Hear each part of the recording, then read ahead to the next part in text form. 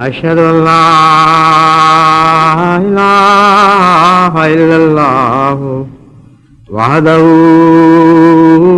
لا شريك له وأشهد أن محمدا عبده ورسوله أما بعد فأعوذ بالله من الشيطان الرجيم بسم الله الرحمن الرحيم الحمد لله رب العالمين الرحمن الرحيم مالك يوم الدين إياك نعبد وإياك نستعين اهدنا الصراط المستقيم صراط الذين أنعمت عليهم غير المغضوب عليهم ولا الضالين قاف يا عين صاد ذکر رحمت ربک عبدہ زکریا اذ نادى ربه نداء خفيا قال رب إني وهن العظم مني واشتعل الرأس شيبا ولم أكن بدعائك رب شقيا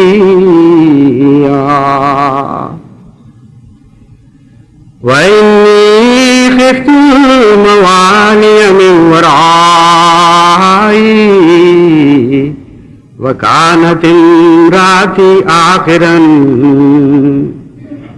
فهب لي من لدنك وليا يرثني ويرث من آل يعقوب يرث من آل يعقوب واجعله رب رضيا يا زكريا إنا نبشرك بغلام اسمه يحيى لم نجعل له من قبل سميا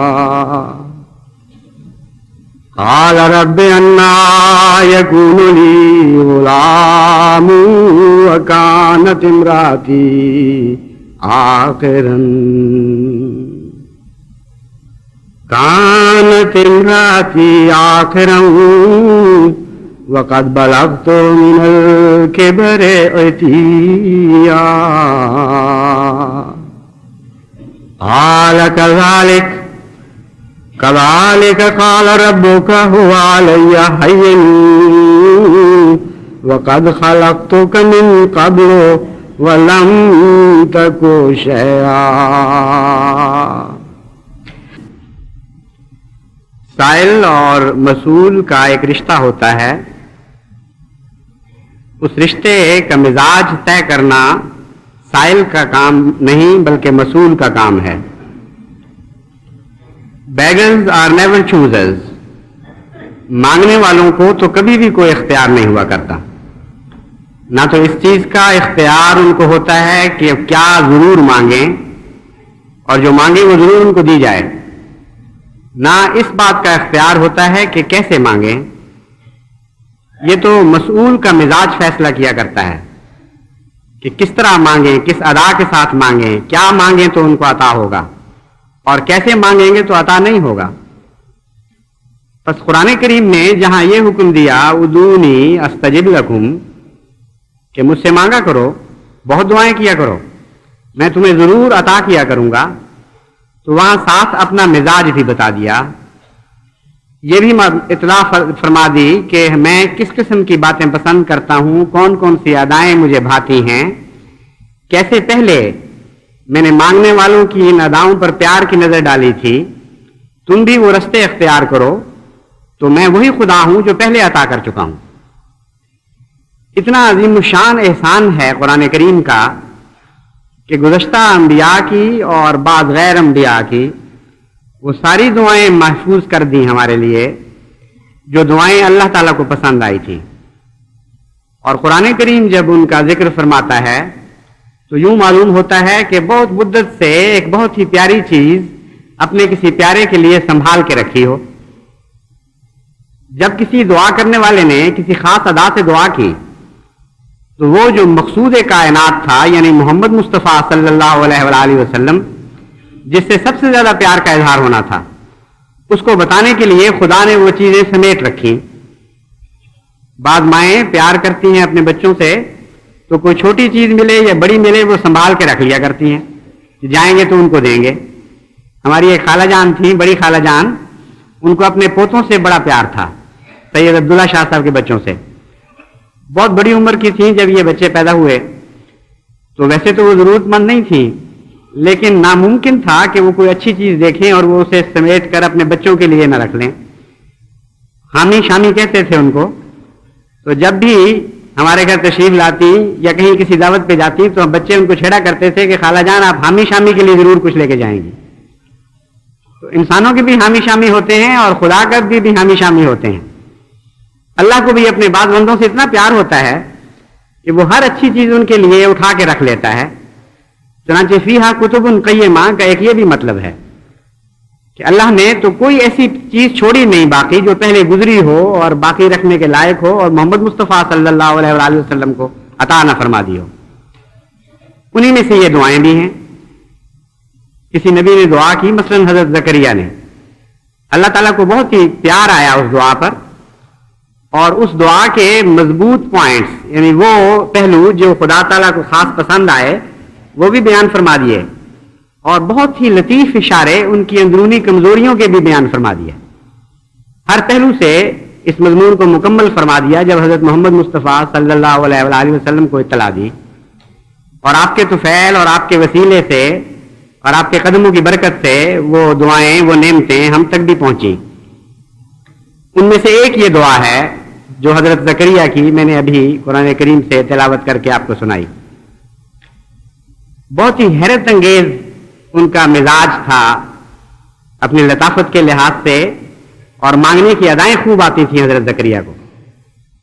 کیونکہ یہ دعا جب آپ غور سے پڑھیں تو دعا سنتے سنتے یقین ہو جاتا ہے کہ لازماً قبول ہوئی ہوگی, ہو ہی نہیں سکتا کہ اسے کوئی رد کر دے. کسی کا مزاج نفیس ہو, صحیح لطیف مزاج کا مالک ہو اور محبت کرنے والا ہو, اس طرح اس سے مانگا جائے تو وہ رد نہیں کر سکتا. لیکن اس گہرائی کے ساتھ مانگا جائے جس گہرائی کے ساتھ حضرت زکریا علیہ الصلوۃ والسلام نے یہ دعا مانگی. گہرائی کا کیسے پتہ چلے؟ آپ بھی یہ دعا مانگیں اور آپ سمجھیں گے کہ ہم بھی بڑی گہرائی سے دعا کر رہے ہیں. بات یہ ہے کہ دعا کرنے والے پر ایک کیفیت طاری ہوتی ہے. وہ کیفیت جتنی گہری ہو جائے اتنا ہی زیادہ اچھی ادائیں اس کو عطا ہوتی ہیں. تو پہلی مرتبہ حضرت زکریا کے مزاج میں, آپ کے خیال میں یہ باتیں آ جانا, یہ بتاتا ہے کہ بہت ہی گہرائی تھی آپ کے جذبات میں. ورنہ سچی جذبات والا دعا کر رہا ہو اس کے تصور میں بھی یہ باتیں نہیں آ سکتی جو اس وقت حضرت زکریا کے تصور میں آئی. وہ کہتے ہیں رب انی وہن العظم منی, اے اللہ میری تو ہڈیاں بھی کمزور پڑ گئی ہیں, یعنی ایسا بوڑھا ہو چکا ہوں کہ ہڈیوں میں طاقت نہیں رہی, ہڈیوں کا گودا گھل گیا ہے. واشتعل الراس شیبا, اور بال سفیدی سے بھڑک اٹھے ہیں جیسے سر میں آگ لگ گئی ہو. یہ میری کیفیت ہے عاجزی اور بڑھاپے کی. اور میرا حوصلہ دیکھ اور میرا توکل دیکھ، وَلَمْ أَكُن بِدُعَائِكَ رَبِّ شَقِيًّا، ان سب باتوں کے باوجود میں تجھ سے مراد پانے میں مایوس نہیں ہوا. میں اپنے آپ کو ایسا بدبخت نہیں سمجھتا کہ تجھ سے مانگوں تو ان باتوں کے باوجود تم مجھے نہ دے سکے. ہر ناممکن چیز اکٹھی ہو گئی ہے. وہاں سے شروع کرتے ہیں مضمون کو، اور جیسا کہ آگے مضمون کھلے گا، مانگ وہ رہے ہیں جو ان باتوں کے بعد بظاہر مل ہی نہیں سکتا. آگے اس مضمون کو ظاہر کر دیتے ہیں کہ میں کیا مانگنا چاہتا ہوں. کہتے ہیں انی خفت الموالی من ورائی، اس حال کو پہنچ گیا ہوں، عمر کے کمزوری اس حد تک بڑھ گئی ہے، اور خوف مجھے یہ ہے کہ میرے بعد میرے شریک معاملات کو بگاڑ دیں گے. میں نے جس طرح اپنی قوم کی پرورش کی ہے، اس کی تربیت کی ہے، اس نظام کو وہ تہس نہس کر دیں گے، کیونکہ ان کو وہ تجھ سے محبت نہیں جو مجھے ہے، ان کو تیرے دین کا ایسا خیال نہیں جیسا مجھے ہے. تو ان حالات میں بہت پریشان ہوں کہ اس پیغام کا کیا بنے گا جو میں نے قوم کو دیا تھا، اس تربیت کا کیا ہوگا جو میں نے اپنی قوم کی تھی. یہ باتیں ایک طرف، اور پھر ان کو خیال آتا ہے کہ صرف میری ہی کمزوری تو نہیں، میرے فریق ثانی کی بھی تو کمزوری ہے. کہتے ہیں امراتی آخرن، میں بڈھا کھوسٹ، حد سے بڑا ہوا بڈھا، اور بیوی کا حال یہ ہے کہ وہ بانجھ ہے. یعنی کوئی دور کا بھی امکان نظر نہیں آتا کہ اولاد ہو جائے. اس کے بعد میں عرض کرتا ہوں فہب لی من لدنک ولیا، اے میرے رب حوصلہ دیکھ میرا. یہ ساری باتیں ماننے کے باوجود میں یہ کہتا ہوں کہ مجھے بیٹا عطا فرما. یرثنی و یرث من آل یعقوب، وہ میرا بھی ورثہ پائے روحانی اور آل یعقوب کا بھی ورثہ پائے، لیکن ایسی اولاد نہ ہو جو بعض دفعہ ورثہ پا کر اس کو ضائع کر دیتی ہے. رضیہ ہو، اے اللہ اس کو ہمیشہ ایسا بنانا کہ وہ تجھ سے راضی رہے اور تو اس سے راضی رہے. یہ دعا جب خدا نے سنی تو فرمایا، یہ نہیں فرمایا کہ پھر ہم نے اس کی دعا قبول کر لی. اب براہ راست اللہ تعالیٰ حضرت زکریا کو مخاطب ہو رہا ہے، کوئی فاصلہ نہیں ڈالا بیچ میں لفظوں کا کہ ہم نے پھر جب یہ دعا سنی ہے محمد تو پھر ہمارا دل پسیجا اور ہم نے اس دعا کو قبول فرما لیا. بلکہ مان خدا جسے ٹیک اوور کر لیتا ہے ایک نظام کو، فوراً بیان فرماتا ہے یا زکریا انا نبشرک بغلام، اے زکریا اس دعا کے بعد اس کے رد کرنے کا سوال ہی کوئی نہیں رہتا. انا نبشرک بغلام، ہم تجھے خوشخبری دیتے ہیں ایک غلام کی، ایک ایسے بیٹے کی جو عمر پانے والا ہوگا. اسمہ یحییٰ، اور اس کا نام ہم یحییٰ رکھتے ہیں. لم نجعل لہ من قبل سمیہ، جیسی تیری دعا بڑی انوکھی اور منفرد ہے ویسے ہی یہ تیرا بیٹا بھی بڑا منفرد اور انوکھا نام پانے والا ہے. اس سے پہلے آج تک کبھی کسی انسان کو یہ نام نہیں دیا گیا. اور اب سنیے وہ اندرونی کمزوری کا حال. بہت ہی لطیف اشارہ ہے اللہ تعالیٰ کی طرف سے. فرماتا ہے کہ انسان کتنے ہی اخلاص کے ساتھ دعائیں کرے لیکن اندر سے اس کے کوئی نہ کوئی کمزوری کا کیڑا باقی رہ جاتا ہے.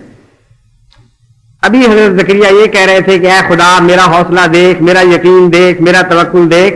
ان سب باتوں کے باوجود میں مانگ رہا ہوں، اور جب انہوں نے عطا کر دیا تو کہنے لگے یہ کیسے ہوگا؟ اگر اتنا ہی یقین تھا تو پھر اگلا سوال کیسے اٹھ گیا؟ فرماتے ہیں زکریا نے فوراً یہ سن کے کہا رب انا یکون لی غلام، اللہ میرے کیسے بیٹا ہو سکتا ہے؟ ہو ہی نہیں سکتا. وکانت امرأتی عاقرا، میری بیوی بانجھ، وقد بلغت من الکبر عتیا، اور میں بڑھاپے کی انتہا کو پہنچ چکا ہوں. اب دیکھیں یہ دونوں ایک ہی بات آدمی کی باتیں ملتی لگتی ہیں. کوئی پہلی دعا یہ کہ اے خدا میرا یہ حال ہو گیا ہے، لیکن سوال ہی نہیں پیدا ہوتا کہ میں مایوس ہو جاؤں، مجھے پورا یقین ہے، پورا عزم ہے، پورا توکل ہے تیری ذات پر، تو ضرور عطا فرمائے گا. اور جب مل گئی تو گھبرا گئے. اور پھر وہ اندرونی شکوک جو انسان کو ہمیشہ مبتلا رکھتے ہیں توہمات میں، وہ اچانک جاگ اٹھے اور کہے خدا واقعی اتنا بڑا کام ہو ہی جانا تھا؟ سچ مچ مانگ تو میں رہا تھا لیکن اب مل گیا ہے تو یقین نہیں آ رہا کہ ایسا ہو بھی سکتا ہے. اللہ فرماتا ہے کذالک قال ربک، ہاں تیرے رب نے یہی تو کہا ہے، کیا تو سن نہیں رہا؟ اسی طرح ہوگا.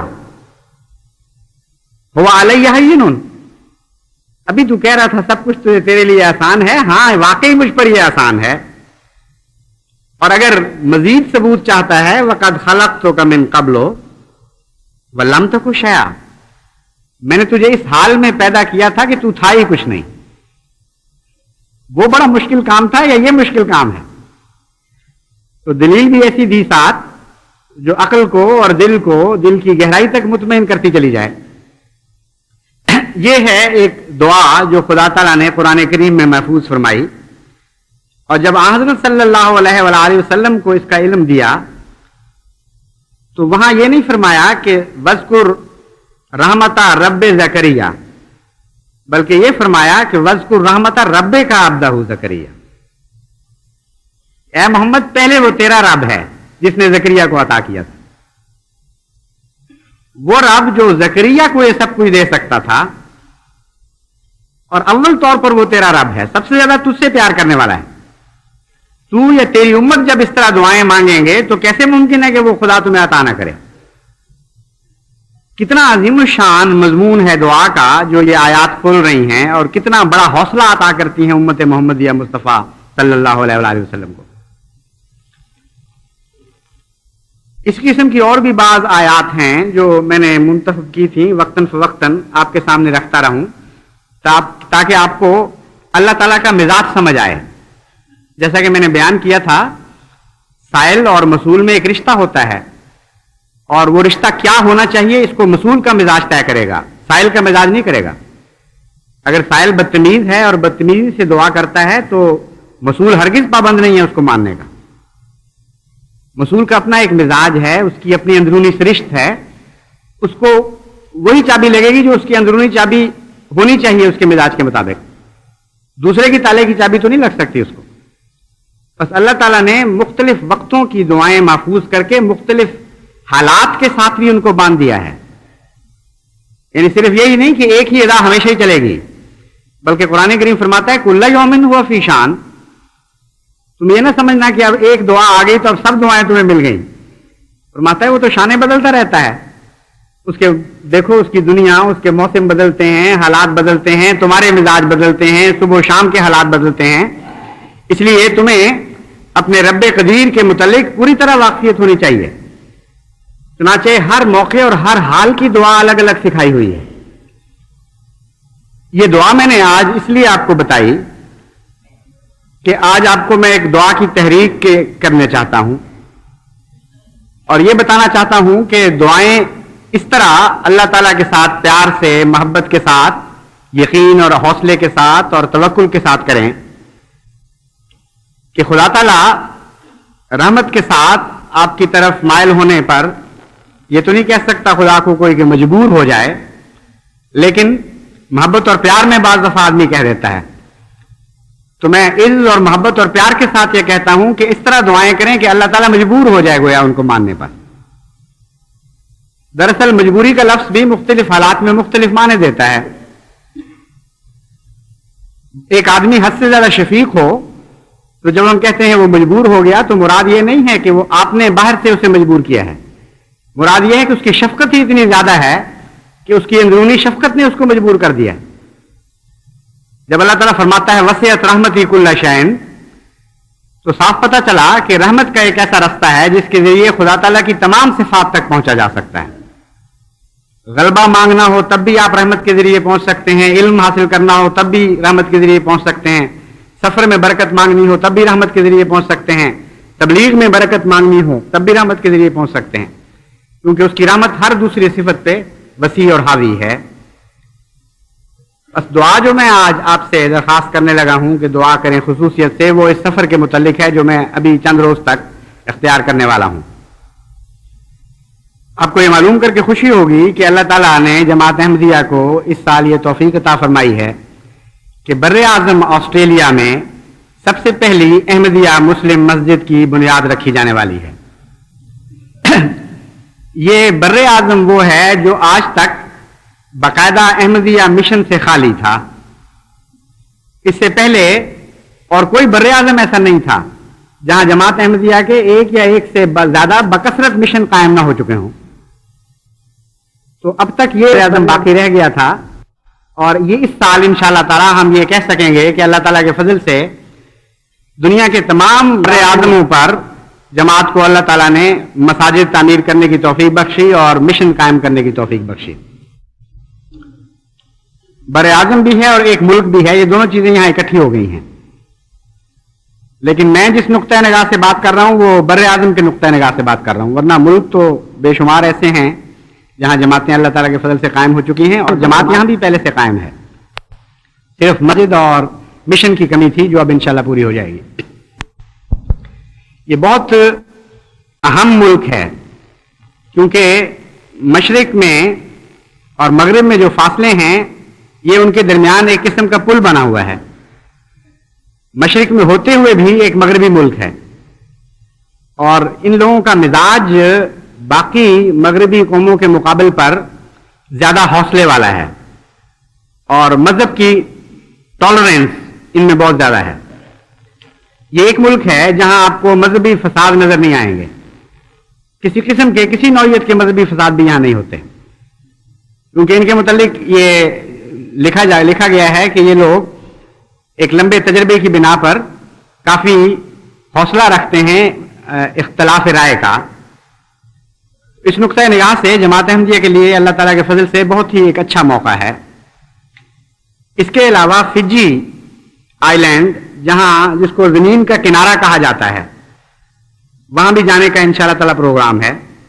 یہ ایک چھوٹا سا جزیرہ ہے جہاں سے ڈیٹ لائن گزرتی ہے، یعنی وہ لائن گزر رہی ہے، خط، فرضی جغرافیائی خط، جس کے اوپر آپ کھڑے ہو کر جتنی دفعہ چاہیں ماضی میں چلے جائیں، جتنی دفعہ چاہیں مستقبل میں آ جائیں.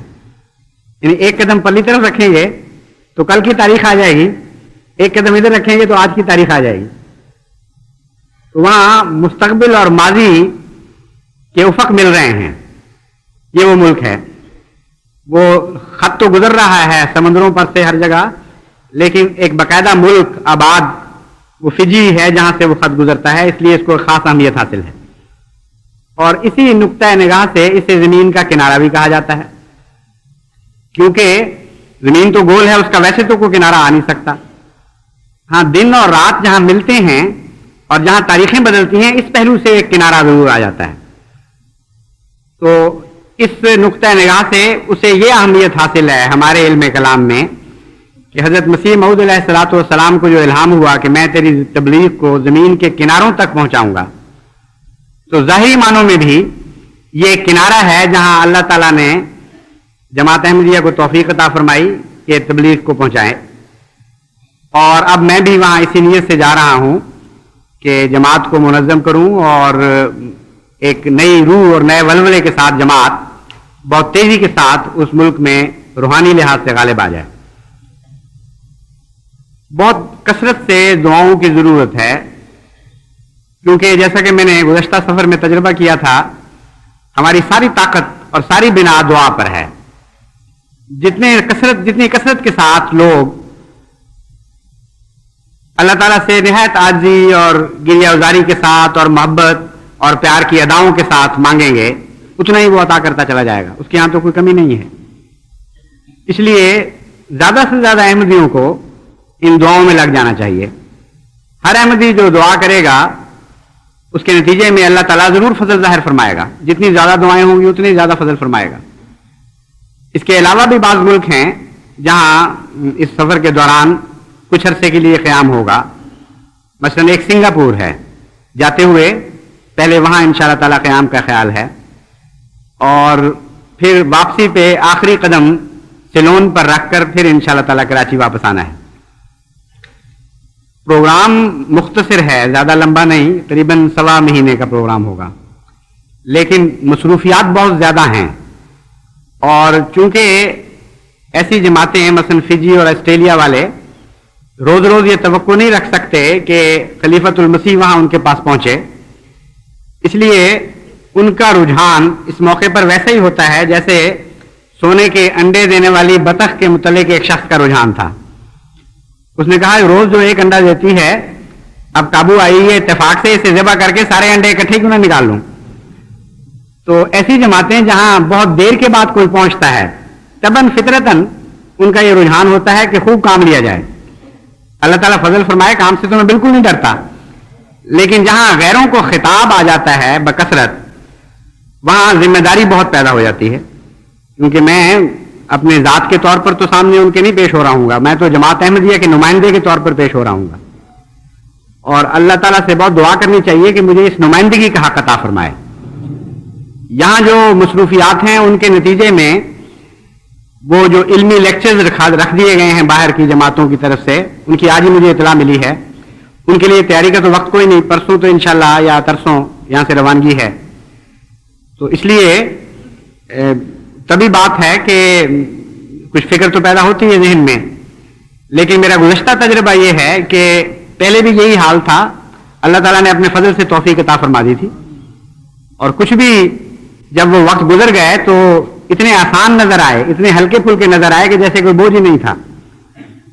تو یہ بوجھ آپ سب نے مل کر اٹھانا ہے میرے ساتھ، میں نے اکیلے نہیں اٹھانا، کیونکہ میں اپنی ذات کا نمائندہ نہیں، جماعت احمدیہ کا نمائندہ ہوں، اس لیے بہت دعائیں کریں اللہ ہر پہلو سے اسے بابرکت بنائے اور اسلام کے لیے عظیم الشان فتوحات کی بنیادیں رکھی جائیں، ایسے نئے دروازے کھلیں جن سے بڑی شان کے ساتھ نئی فتح کے علم بلند کرتی ہوئی جماعت احمدیہ نئے میدانوں میں نکل آئے، اور نئی نئی قومیں فتح ہوں، اور نئے نئے دل مسخر کیے جائیں، اور اس حال میں خدا تعالیٰ اس سفر کو ختم کرنے کی توفیق ملے کہ سفر ختم ہو رہا ہو اور فتوحات اسلام کا آغاز ہو رہا ہو عظیم الشان۔ اللہ تعالیٰ ہمیں اس کی توفیق عطا فرمائے۔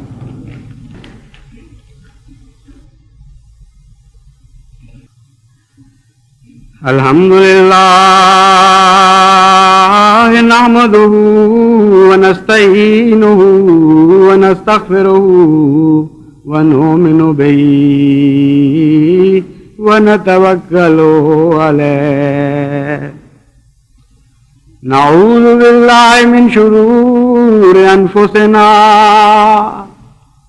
ونعوذ باللہ من شرور انفسنا ومن سیئات اعمالنا، من یہدہ اللہ فلا مضل لہ ومن یضللہ فلا ہادی لہ، ونشہد ان لا الہ الا اللہ وحدہ لا شریک لہ، ونشہد ان محمدا عبدہ ورسولہ۔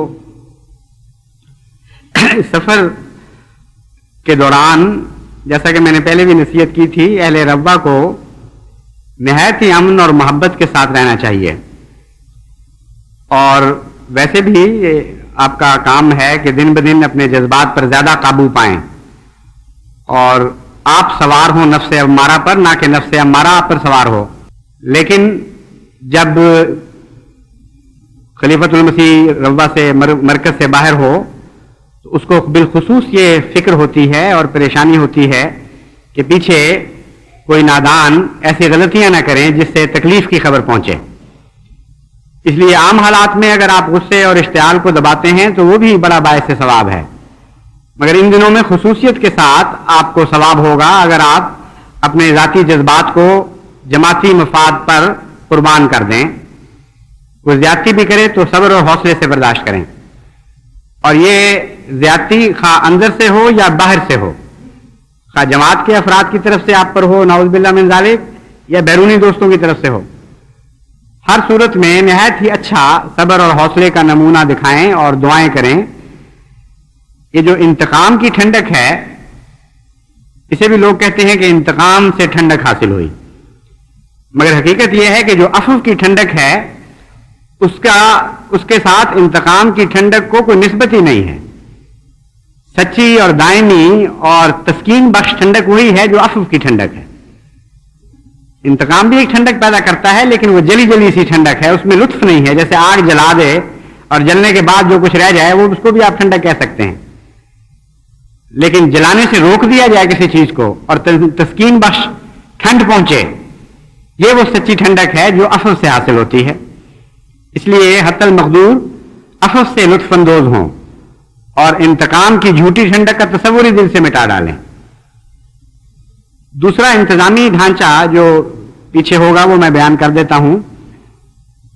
صاحبزادہ مرزا منصور احمد صاحب ناظر اعلیٰ مستقل تو کوئی بھی نہیں ناظر ان معنوں میں کہ وہ ذاتی حق ہو اس کا، لیکن جو چلے آ رہے تھے ناظر اعلیٰ وہ صاحبزادہ مرزا منصور احمد صاحب تھے، وہ آج کل باہر ہیں.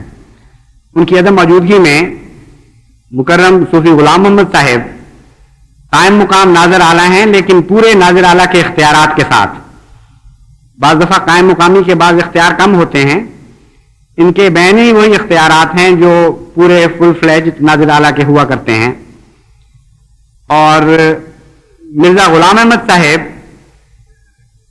پیچھے امیر مقامی ہوں گے، اور جو ان کے روایتی اختیارات ہیں ان کے دائرے میں دونوں رہیں گے انشاءاللہ تعالی. کسی قسم کی کوئی مشکل ہو، کوئی مسئلہ ہو مقامی، تو آپ مرزا غلام احمد صاحب کی طرف رجوع کریں. اور کمیٹیاں بنا دی گئی ہیں مشاورتی، وہ انشاءاللہ ان دونوں کا کام ہے، ان کو ان سے وقتاً فوقتاً استفادہ کرتے رہیں گے. تو یہ وہ انتظامی شکل تھی جس کا اعلان کیا جانا بھی ضروری تھا. ہاں، نمازوں کے لیے امیر امام الصلاۃ صوفی غلام محمد صاحب، اور پھر مولوی دوست محمد صاحب، اور پھر حافظ مظفر احمد صاحب، اسی ترتیب سے یہ مسجد مبارک کے امام الصلاۃ ہوں گے. اور خطبہ جمعہ کے متعلق امیر مقامی کو اختیار ہے، خواہ وہ امام الصلاۃ جو مقرر ہیں ان میں سے کسی کو مقرر کرے یا ان کے علاوہ کسی کو مقرر کرے یا خود خطبہ دے. خطبہ دینا یہ دراصل امیر کا حق ہے، اس لیے وہ اس حق کو استعمال کریں یا تفویض کریں، یہ ان کی ثوابدید پہ ہے. عباد اللہ رحمکم اللہ، ان اللہ یامر بالعدل والاحسان وَإِيتَاءِ ذِي الْقُرْبَى وَيَنْهَى عَنِ الْفَحْشَاءِ وَالْمُنكَرِ وَالْبَغْيِ يَعِظُكُمْ لَعَلَّكُمْ تَذَكَّرُونَ. اذْكُرُوا اللَّهَ يَذْكُرْكُمْ وَادْعُوهُ يَسْتَجِبْ لَكُمْ وَلَذِكْرُ اللَّهِ أَكْبَرُ.